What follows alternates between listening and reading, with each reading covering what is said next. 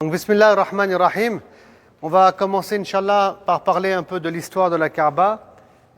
Et donc ça, c'est la première Kaaba telle qu'elle était à l'époque de Ibrahim, alayhi as-salam, telle qu'elle a été construite à son époque, il y a plus de 2500 ans, on va dire, avant même la naissance du prophète, sallallahu alayhi wa sallam. Après, les savants divergent. Est-ce que Ibrahim, alayhi salam, il est le premier à avoir construit la Kaaba? Ou est-ce que la Kaaba a été construite pour la première fois par Adam? Beaucoup pensent que pour la première fois, elle a été construite par Adam, que ça a été le premier temple construit par les hommes pour Allah subhanahu wa ta'ala, mais que son temple, il a été détruit et il a été anéanti à l'époque de Nuh alayhi as-salam avec le déluge. Quant à Ibrahim alayhi as-salam, on pense que bien entendu, il a été guidé par Allah subhanahu wa ta'ala dans le désert et il a fait donc cette Kaaba à partir des bases sur laquelle, de la Kaaba, de Adam alayhi as-salam. Donc voilà, je ne vais pas rentrer dans les distances spécifiques de cette Kaaba, il y aurait beaucoup à dire, mais ce qu'il faut noter, la hauteur, ce n'est pas une Kaaba qui est très haute à cette époque-là, mais qui fait 4 mètres de hauteur. Ça, il faut le noter. Et le mur, regardez, c'est un demi-cercle au final. C'est un demi-cercle, ce n'est pas comme aujourd'hui du tout. Et ensuite, autre point, elle est assez longue, donc ce n'est pas du tout un cube, mais plutôt un rectangle. Et il y a 2 portes, cette porte-là et cette porte-là qui est derrière. Donc ça, c'est la Kaaba telle qu'elle était à l'époque de Ibrahim alayhi as-salam. Là, non, ça c'était un endroit pour se reposer, pour se poser à l'intérieur, pour ranger des objets, donc rien de spécial. Donc ici, maintenant, on est face à la Kaaba telle qu'elle était à l'époque de la Jahiliya, si vous voulez, quand le prophète Mohammed sallallahu alayhi wa sallam, il avait 36 ans. Donc il y a eu des rénovations. Alors je vous raconte un peu l'histoire. En bref, Inch'Allah, la Kaaba menaçait de s'écrouler. Donc Mohammed sallallahu alayhi wa sallam a 36 ans, il n'est pas encore prophète, car il reçoit la première révélation à l'âge de 40 ans. Donc la Kaaba menaçait de s'écrouler et les notables de la Mecque vont vouloir rénover tout simplement la Kaaba, la refaire, et refaire ses murs. Et donc ils vont la reconstruire et à l'époque, ils ont quelques notions par rapport à ce qui est bien et ce qui est mal dans le domaine du commerce, de l'argent. Et donc ils souhaitent faire une Kaaba, mais avec de l'argent propre, comme on pourrait dire même aujourd'hui en France, de l'argent propre.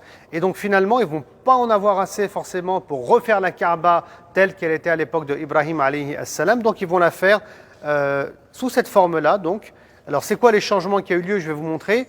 Tout d'abord, on a arrêté la Kaaba à ce niveau-là, vous avez vu. Donc c'est maintenant, ça a plutôt la forme d'un cube, même si ce n'est pas tout à fait un cube. Et puis ensuite, pour mettre les limites de la Kaaba telle qu'elle était à l'époque de Ibrahim alayhi as-salam, donc on a rajouté tout simplement ce demi-cercle. C'est pour ça que quand on fait le tawaf, on tourne autour du demi-cercle. Et si on coupe à l'intérieur, alors bien sûr, le tawaf il est nul. Et si vous priez ici, vous avez prié à l'intérieur de la Kaaba. Bon, il n'y a pas forcément de hajar qui est... Comment ? Voilà, on dit qu'aussi qu'en dessous de la gouttière, il y aurait donc une dua mustajaba. Et pour l'histoire, un jour, le prophète sallallahu alayhi wa sallam, il a dit à son épouse Aïcha, est-ce que tu veux prier à l'intérieur de la Kaaba? Alors elle a dit oui, bien sûr, ya Rasulullah. Et il a ramené son épouse à cet endroit-là précis. Donc on continue, Inch'Allah. Et ensuite, alors juste, je n'ai pas terminé en réalité. Excusez-moi, je suis allé un peu vite. Donc les changements qu'il y a eu là, donc vous avez bien remarqué, on a rajouté un toit. Et ensuite, on a allongé l'auteur. On a allongé l'auteur et on a condamné la porte qui est derrière. Donc, on a laissé qu'une porte qu'on voit de l'autre côté, donc là où vous vous trouvez en réalité. Voilà les changements qui ont eu lieu. Et un autre dernier, la porte, elle a été rehaussée. Normalement, elle n'est pas collée. Vous avez vu, donc on l'a rehaussée à environ 2 mètres de hauteur, comme c'est aujourd'hui. Ensuite, cette Kaaba, c'est la Kaaba qui a été construite... comment ? Non, ça c'est après ça. Donc ça c'est, je réfléchis rapidement. Donc ça parce que la Kaaba elle a été détruite, voilà, à l'époque de Abdallah ibn Zubayr, radiyallahu ta'ala anhu. Donc je vous explique qu'il y avait un conflit important entre Yazid, le fils de Muawiyah, qui est le deuxième calife des Omeyyades, et puis d'autres compagnons qui n'acceptaient pas, bien entendu, qu'il soit le calife des musulmans. Car pour eux, il n'avait pas de légitimité, il n'avait pas du tout été pris selon les critères de l'islam. Donc c'était Muawiyah qui l'avait imposé. Et Abdallah ibn Zubayr, il avait fait un micro-califat tout simplement à la Mecque. Donc il va être attaqué par Al-Hajjaj et les hommes de Yazid à la Mecque.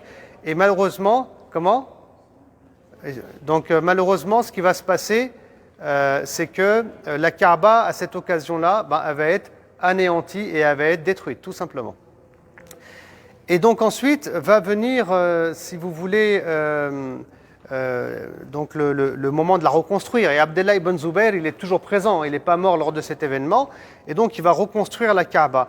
Mais il se souvient d'une parole du prophète sallallahu alayhi wa sallam qu'on retrouve encore chez l'imam al-Bukhari dans son authentique, qui a dit, le prophète sallam, il avait dit à son épouse que si mon peuple, donc les Qurayshites, ne venait pas de sortir d'une période d'ignorance, de jahiliya, j'aurais certes reconstruit la Kaaba un peu comme elle était à l'époque de Ibrahim alayhi as-salam. Mais le prophète sallam, il ne l'a pas fait pour ne pas choquer les gens. Donc il l'a laissé sous cette forme-là quand il est mort sallallahu alayhi wa sallam. Quant à Abdallah ibn Zubayr, lui il va se dire le prophète sallam, il est mort depuis longtemps, on est musulman depuis longtemps. Donc ça va choquer personne. D'ailleurs, même maintenant, elle a été détruite, la Kaaba. Donc il va la reconstruire un peu comme elle était à l'époque de Ibrahim alayhi salam, dans le sens où il va allonger la longueur. C'est pour ça qu'ici, vous remarquerez qu'elle est plus longue que la Kaaba précédente, telle qu'elle était à l'époque du prophète sallallahu alayhi wa sallam. Quant à Hijr, ce qu'on appelle Hijr Ismaïl, donc avec le muret, il est intégré à l'intérieur tout simplement. Donc on garde une forme de cube, mais le Hijr, il est à l'intérieur. Quant aux portes, vous voyez la porte là-bas. Donc moi aussi j'ai une porte ici, comme à l'époque de Ibrahim alayhi salam, et les portes elles ont été rabaissées au niveau du sol. Et ensuite, on est à cette époque-là, donc là on ne va pas s'attarder, c'est à l'époque de Al-Walid, c'est ça, Ibn Abdel Malik, donc toujours sous les Omeyyades. Et bien sûr, lui, il va partir d'un autre principe très intéressant. Il va dire, non mais attendez, le prophète sallam, certes il avait un souhait, qu'elle soit un peu comme à l'époque de Ibrahim, mais c'est un souhait, il ne l'a pas fait concrètement. Et quand on dit qu'il faut suivre la sunna du prophète sallallahu alayhi wa sallam, il ne s'agit pas de suivre ses désirs et ses souhaits, mais ce qu'il a fait concrètement et réellement, ses actes.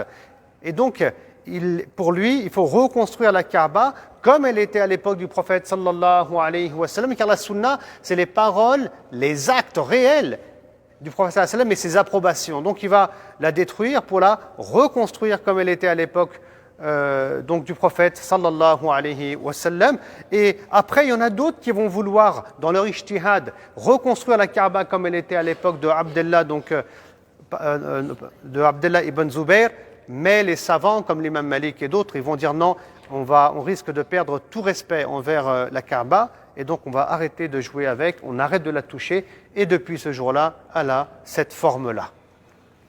Et ensuite, on a une dernière Kaaba qui représente un peu la Kaaba telle qu'elle a été donc conçue avec ses draps, etc., donc dans une période, on va dire, beaucoup plus récente. Voilà, vous pouvez prendre des photos, bien entendu, Inch'Allah. Barakallahu fikum, et on va passer au panneau suivant.